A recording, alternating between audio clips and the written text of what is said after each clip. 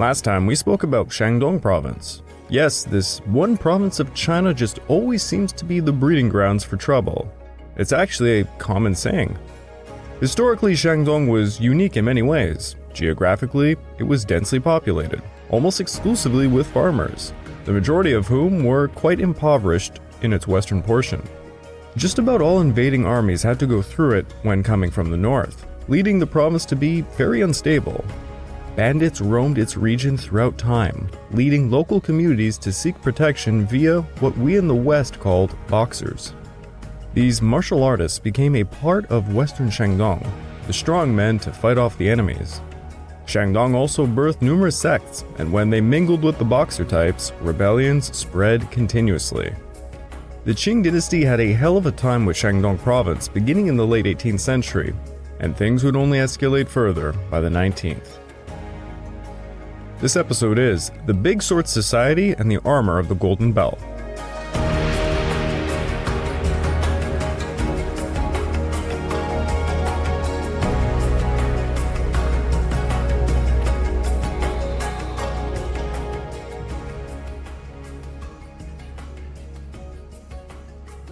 Welcome back to the Fall and Rise of China podcast. I'm your dutiful host, Craig Watson. But before we begin, I just wanted to remind you all, this podcast is only made possible through the efforts of Kings and Generals over at YouTube. Perhaps you want to learn a bit more about the history of Asia? Kings and Generals has an assortment of episodes on the history of Asia and so much more, so go give them a look over at YouTube. So please subscribe to Kings and Generals over at YouTube and continue to help us produce this content by checking out www.patreon.com/kingsandgenerals. And hey, don't forget about our sister podcast over at the Pacific War Week by Week podcast, written and narrated by me. And if after all of that you are still hungry for some more history, why don't you check out my personal channel, the Pacific War channel over at YouTube. Over there I actually have an entire episode on the Boxer Rebellion, which is the event we will soon be covering, and it's quite an interesting one. Also, just a reminder, I myself have a Patreon account, which can be found at www.patreon.com/thepacificwarchannel. Over there, I actually just released a exclusive interview where I asked a average Joe questions about the Pacific War. So if you like a little bit more comedy with your history, check it out. It would mean a lot to me. My investigations reveal that the Big Sword Society is a heterodox sect. The Armor of the Golden Bell, Jin Zhong Jiao. Its origins lie in the distant past. Although local officials have prescribed its roots have never been cut. Last year, the coastal borders were unsettled because of the Sino-Japanese War, and when people heard that this sect would ward off bullets, it spread all the more, so that there was hardly a place without it. The stupid thought that they could protect themselves and their families. The crafty used it to carry out their violent schemes. Then roving bandits, Yu Fei, come from outside to stir things up, and crowds gathered to cause trouble. That passage was written by the governor of Shandong Province, Li Bingheng, who was trying to explain the origin of what was called the Hui, the Big Sword Society. This society was mentioned in 1735 in northern Anhui Province, though there really is not much known about them until they re-emerged in the late 19th century. The Armor of the Golden Bell had existed since the late 18th century as a martial arts technique for achieving invulnerability. As I mentioned in the previous episode, the Armor of the Golden Bell was a kung fu technique that employed Qigong. Qigong is a system of coordinating body posturing like movement, breathing, and meditation. Those performing it would perform breathing exercises which they claimed helped protect their bodies against blades and even bullets, as if a large golden bell was covering their body.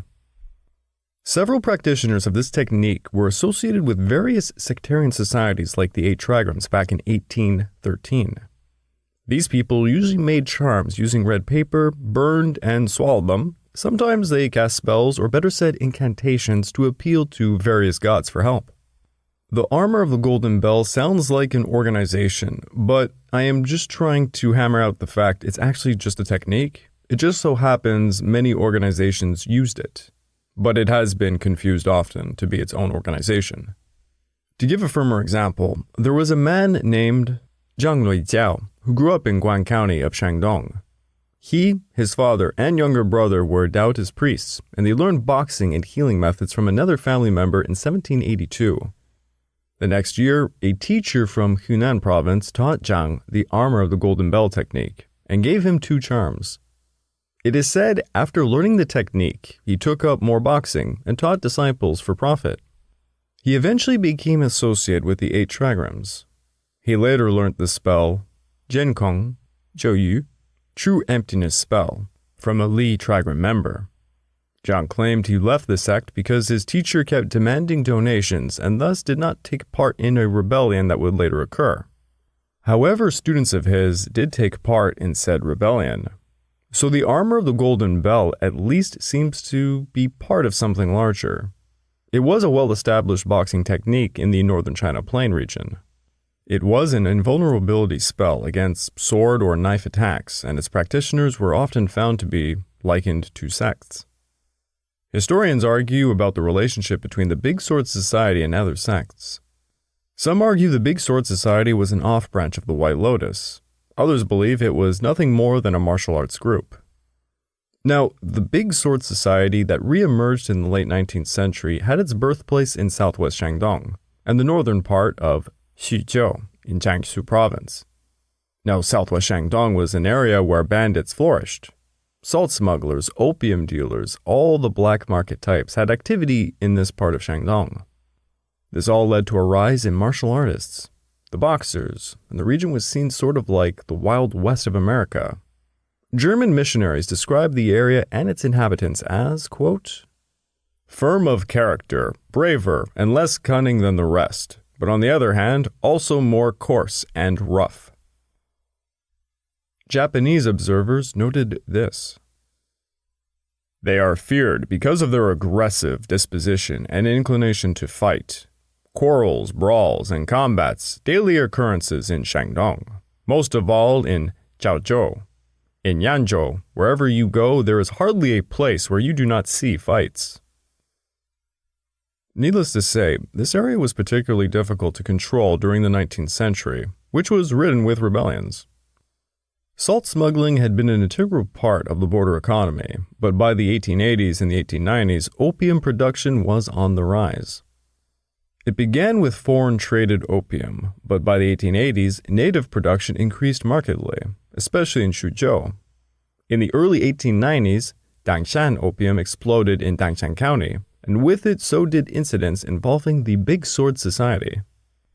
With opium production expanding in this area, men began to bear arms and challenge Qing officials. The Qing dynasty was in a very weakened state because of the rebellion, war with Japan, corruption, and such.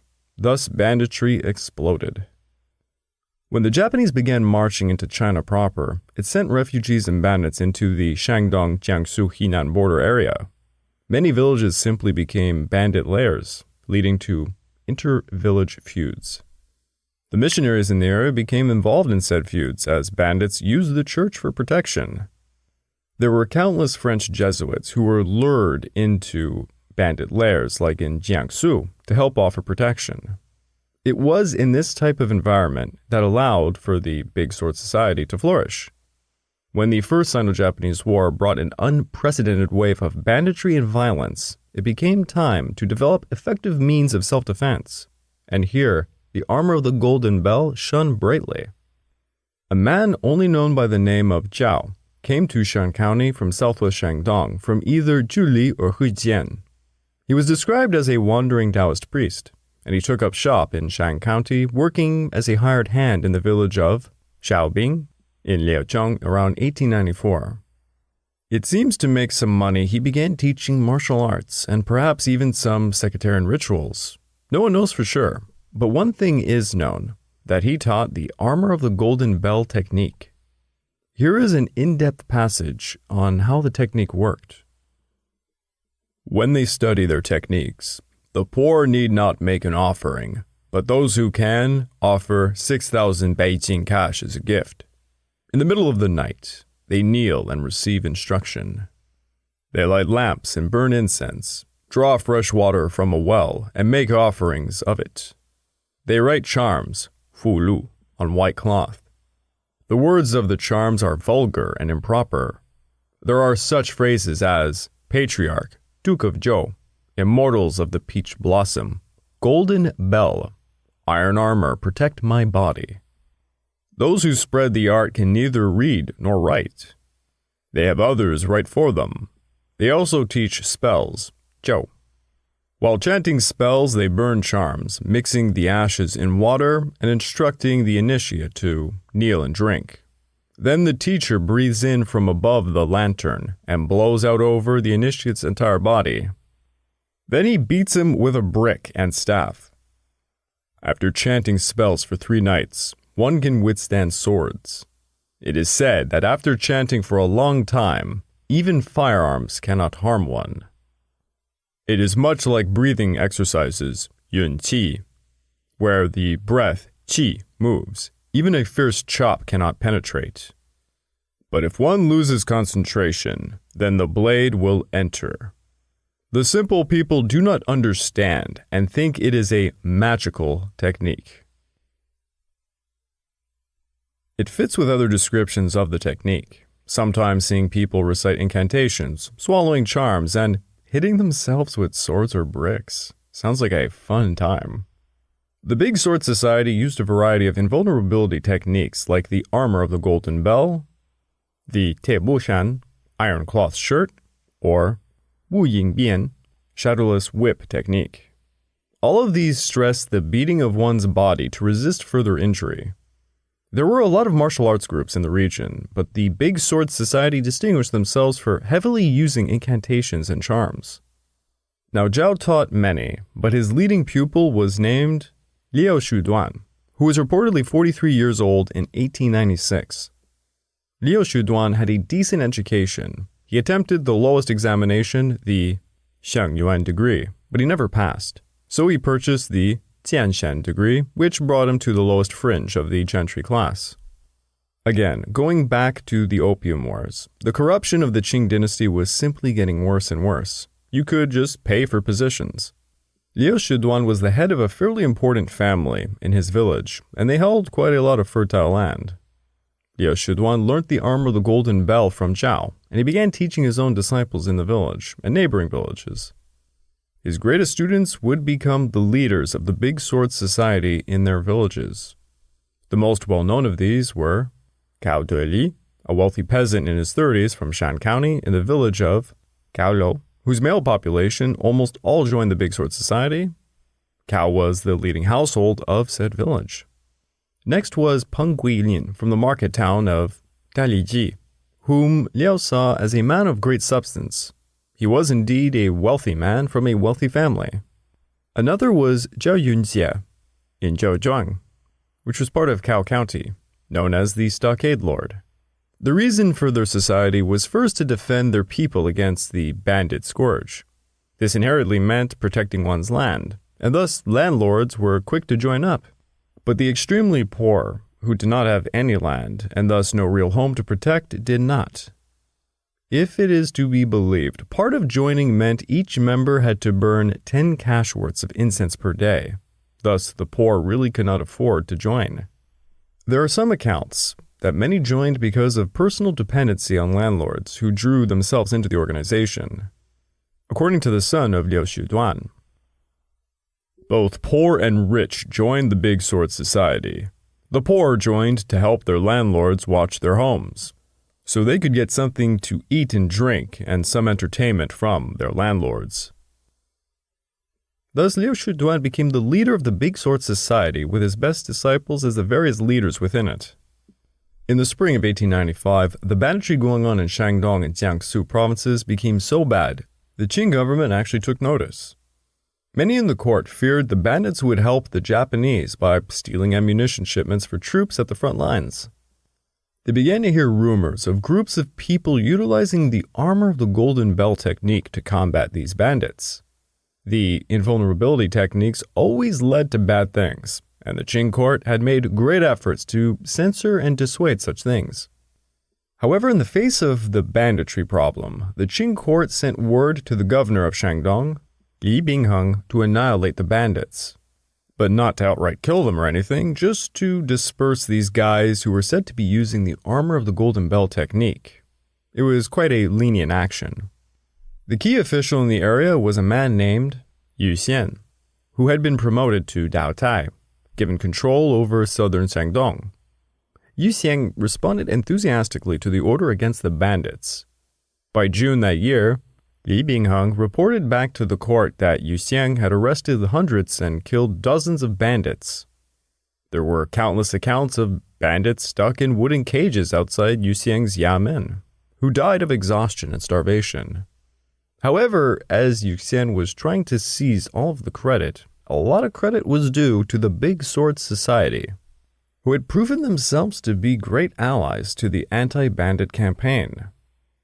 As told to us by the Dao Tai of Xuezhou, at this time, Kaozhou was suffering from banditry, and the officials and people both relied heavily on the Big Sword Society. Once a person learned its techniques, the robbers would not dare oppress them. If a theft occurred, the society's members rushed in to search the robber's nest, and they were sure to seize the robber without regard to their own safety. At first, they sent their captives to the officials for prosecution. Then, because the officials had to treat each according to the facts of the case and could not kill them all, the people were unhappy. Thus later, they seized robbers and just killed them, and no longer sent them to the officials. Well, that sounds like some real people justice right there. The Big Sword Society moved from a close cooperation with the Ching authorities to hold an official kind of function. The Dao Tai praised their brave allies, but insisted to the Ching court that they never paid them nor gave them any food. One Dao Tai reported back to the Ching court, in recent years, in Huzi, Chengwu, Shan, Jingtao, and Kao counties, there had not been a single robber. This has all been due to the power of the Big Sword Society. Thus, the Big Sword Society was not only tolerated, they were being encouraged. Both Yu Xiang and Li Bingheng would go on the record to state the Big Sword Society were, quote, from good and wealthy households who also practice techniques to protect their families. The local officials were benefiting from the Big Sword Society, and it was growing exponentially. From 1895 to 1896, the Big Sword Society's activities became more and more open. In the spring of 1896, there was a large celebration for their leader's birthday at a temple near the Shan County seat. For 4 days, extravagant shows were on display. People gathered from all around the region, and this offered an opportunity to forge connections amongst the Big Sword Society groups. According to a legend, Yu Xian personally came disguised as a fortune teller trying to investigate how popular the society had become. Sometimes this legend has it that he was caught and released. What is true is that Yu Xian did pretty much nothing to stop their society from growing. But as time went on, he and others became quite alarmed. The Dao Tai of Xuzhou reported this. As they spread underground and grow in secret, their party becomes steadily more troublesome. But within their own territory, they never steal, rape, or kidnap. People all praise their chivalrous spirit, Xia, and hasten to join them. Great households, Dahu, in the villages hire them as guards. And even the army, counties, boroughs, and custom posts recruit them for defense. Thus they spread and proselytize more and more. They are most numerous in Shandong, next Henan, then Anhui. Xuzhou borders on Shandong, and recently people here have joined the society. In all, there are about 20,000 to 30,000.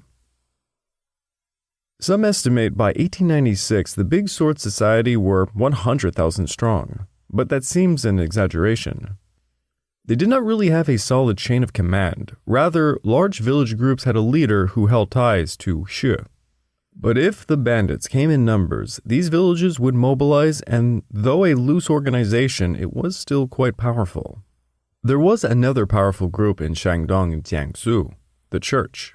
Foreign missionaries, notably from Germany, were making a lot of noise, complaining to the Qing court about conflicts against them.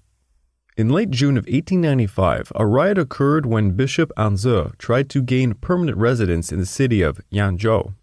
He and his fellow colleagues were threatened, and he complained to the Jiangya men, "If your esteemed government is unable strenuously to suppress these disturbances and give more protection to Christians, then my government will have no alternative but to devise methods to protect them itself." The Ching court continuously caved in to the foreign missionaries, fearing further reprisals. And as the Big Sword Society grew, so did Christian converts. That should be no surprise at all, because as the bandits faced more and more big swords, they began to run to the church for more protection. Take this for an example, a report from an official who saw firsthand the problem. In the 20th year of Guangxu, the Big Sword Society attacked Rice Grain Yu II. He had 3,000 people with nothing to eat or wear, who stole things from the wealthy. So the Big Sword Society attacked them. After the Big Sword Society had quelled Rice Grain Yu, Yu's followers, fearing that the rich people would arrest them, all joined the Catholic Church. Now, the Big Sword Society could protect the people from violence, but they could not settle lawsuits. This was the Qing government's role, who were basically fleeing from the church during cases. In the face of this situation, it is no surprise the Big Sword Society began to shift their attention towards anti-Christian activities. To make matters even worse, the Catholics began to openly question the Big Sword Society's invulnerability spells. When the Catholics did not believe the big swords could resist spears and swords, and accused them of false claims, the society members became the enemies of the Catholics. Both the big swords and Catholics were sort of fighting for the people's hearts in many ways, and the success of the Big Sword Society naturally caused common people to disbelieve in the Catholic message that, quote, "They're just pagan gods who were powerless." Questioning things like the armor of the Golden Bell brought these two forces into conflict. Liu Shiduan and Cao Doli would find themselves in conflict, which took place in February of 1896 on the border of Cao, Shan, and Chengwu counties. A pharmacist named Hao Huxiang, a Shanxi native, was collecting debt from a Christian convert named Lu Dongshi. Lu Dongshi tried to put him off using his Christian status, causing Hao to accuse him of evading debt obligations. Then a relative of Lu named Lu Kai accused Hao of being a White Lotus member. Hao retorted, accusing Lu Kai of joining the newly established Catholic congregation to cover his past as a bandit. The three men screamed and departed, but Lu Kai was greatly aggravated and made his way to the local church where he said Hao had insulted the Christian religion. Zhang Lianzhu, who was a leading figure of said church, gathered a band of converts who armed themselves and sought to beat up Hao, but they could never find him. The next day, in Lihaiqi of Shan County, Hao was selling medicine when the band finally found him. Hao fled and hid again. The Big Sword Society heard about the conflict, and their leader, Cao Zheyi, came to the market seeking to help Hao. Upon finding Hao, Cao got some big swords together to meet the Christian band in front of a medicine shop. The owner of the shop freaked out and dragged the two leaders inside to try and convince them to drop everything. But by this point, a large crowd had gathered. It was kind of like a high school yard fight. Zhang then contacted another Christian group over in the town of Jiangangxiao in Changwu to come and help. The Catholics challenged Cao Zheyi and contacted Liu Shiduan, who gathered more men. On the way, the big swords were intercepted by a local garrison who talked them down. Yet at the same time, a German missionary happened to be meeting with the commander, who was also meeting with the Christian mob to admonish them for their aggression. Both sides were forced to apologize to another, and the entire thing was settled. But the event certainly brought both sides into a major conflict and nearly a large fight. Now in 1896, French Jesuits were quite active along the border counties of Dangshan and Feng. They had been around for 6 years and counted 48 parishes in all. In February of 1896, while friction was developing between Christians and the Big Swords in Shandong, the Jiangsu Christians were also running into conflict with disgruntled gentry. Red placards began appearing, warning, "Foreigners have come to establish secretly a temple of the White Lotus. all the gentry have secretly resolved to put an end to this evil. The Christians were met with a few mobs threatening to arrest their Chinese convert leaders, but things settled down rather quickly when the local magistrate took actions to prohibit any attacks upon Christians. Then in spring, things heated up again.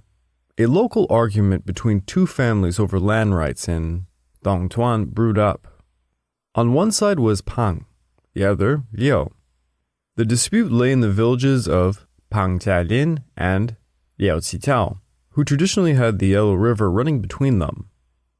These lands traditionally owed no taxes to the Ching government, but instead paid annual tributes of geese and ducks. Since the Nian Rebellion, the official landlords claimed tributes were not to be made.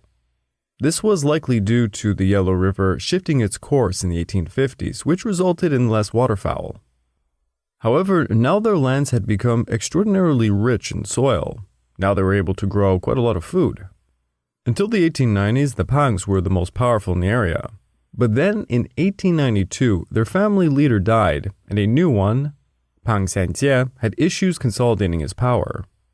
He was in his early 20s at the time, not very well educated, and devoted his time to military training. He was powerful, but not overwhelmingly for the task at hand. The Liao clan then found a way to bolster their claim to the land. They joined the Catholic Church. Pang saw the danger of this, and he decided to join the Big Sword Society. The Liaos came over to claim land rich in wheat, and conflict soon emerged. On June the 3rd, Pang Sanjie had led a band of 60 big swords to burn the chapel at Liao Qitao. As violent as this may seem, it was considered even by the local French priest who investigated it to be quite minor. Thus, alongside the Dangshan magistrate on June the 7th, they dismissed the issue. The magistrate attempted to visit Pang to settle the looming feud, but failed to find him. So he wrote him a letter which advised him that if his family had a quarrel with the people of Shandong, he should settle it on the other side of the border. This was rather bizarre, as the magistrate had not even known the quarrel was between two local families, and Pang chose to go to Shandong to gather more reinforcements. Soon there was an influx of petty harassment against Christian churches and residents in Shandong.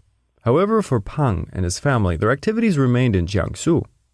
Pang gathered around 100 Shandong big swords in Pang Jialin, and on June the 16th led an attack on the leading missionary residence at Hozhaizhuang in Dangshan. The Big Sword Society mob was joined by other local opportunists who stripped the village and threatened its inhabitants that they would see more violence from other forces coming over from Shandong.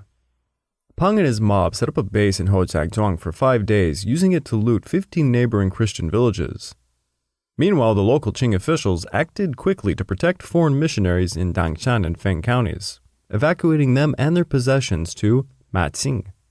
On June the 21st, Pang returned to Shandong, where his band looted Christian homes in Shan County and burned the Catholic school in Xiekongnü.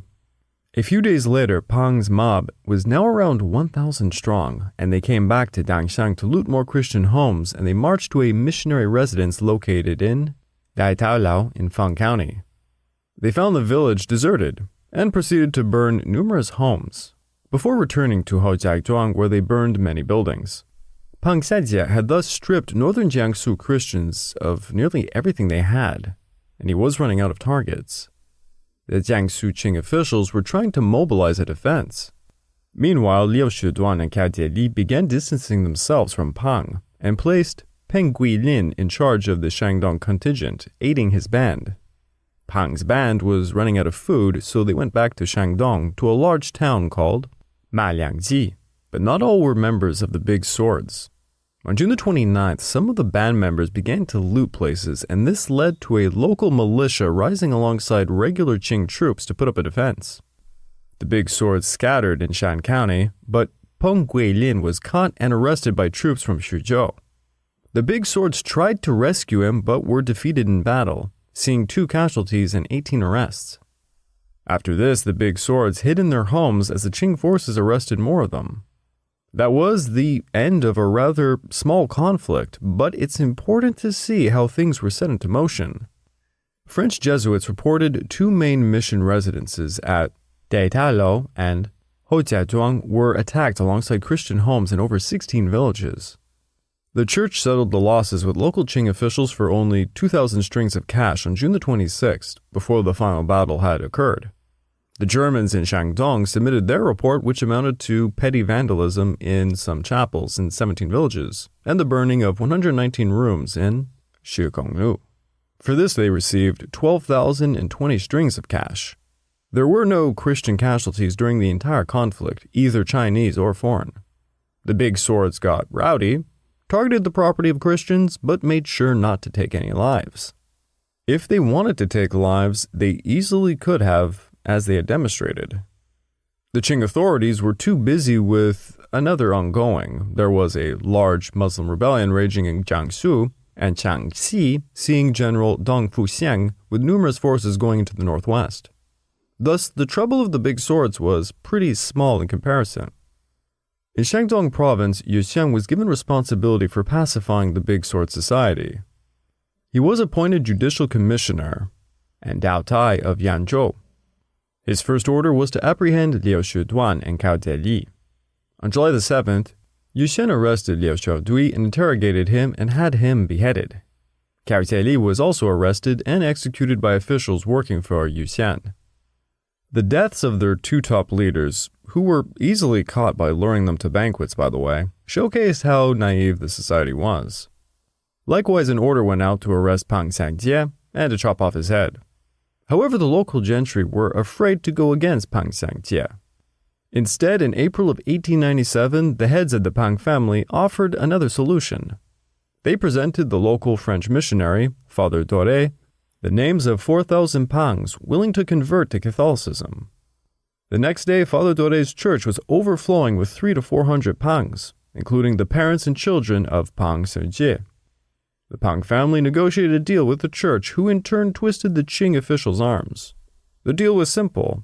Let Pang Xiangjie live and all would convert. Father Dore's superior, Father Gai, talked to the Dai Tai and things were smoothed over. It seemed in the end the Catholics had won the day. But as noted by a historian in Suzhou after the event, if people with lawsuits, difficulties with the courts, exaggerated taxes, quarrels over inheritance, or some other menace were afraid they did not have enough money to buy off the judges, there was still the recourse of the Catholic Church, which demanded nothing to uphold justice. But one had to be a member of the church to claim its help, and they asked admission in groups often in 20, 30, and 40 families, by entire villages and from everywhere at once. In June of 1896, when the Big Sword Society set upon Chuzhou, the number of catechumens was 3,550. In June of 1897, there were 10,000, 17,000 in 1898, 26,000 the next year, and over 20,000 in 1900, the year of the Boxers. Trouble was averted, this time. It was indeed a peaceful resolution. There was a lot of leniency. Take Li Binghuang, who reported to the court, "This is because your Imperial Majesty's humanity is as great as heaven's, and from the beginning you did not wish to execute them all indiscriminately." The Dao Tai of Suzhou likewise reported this, "We should only ask if they are outlaws or not if they belonged to the society or not." In 1896, this all worked out against the Big Sword Society. After all, the society was controlled by rural landlord elites with close ties to Qing officials and local militias. Officials understood such an organization and used the traditional method of arresting leaders and dispersing followers. But what about a group not like this, who might not be so forthcoming to disperse? I would like to take this time to remind all of you that this podcast is only made possible through the efforts of Kings and Generals over at YouTube. Please go subscribe to Kings and Generals over at YouTube and continue to help us produce this content by checking out www.patreon.com/kingsandgenerals. And hey, don't forget about our sister podcast over at the Pacific War Week by Week podcast, written and narrated by me. And if after all that you are still hungry for some more history, why don't you check out my personal channel, the Pacific War channel over at YouTube. Maybe you're keen more towards visuals? I have an entire episode on the Boxer Rebellion, which is the event that is coming quite soon. Also, just a friendly reminder, you can catch some exclusive content made by me for my fans over at my Patreon, which is found at www.patreon.com/thepacificwarchannel. Over there, the next exclusive podcast will be on Emperor Hirohito's true responsibility during the Second Sino-Japanese War. Check it out, it would mean a lot to me.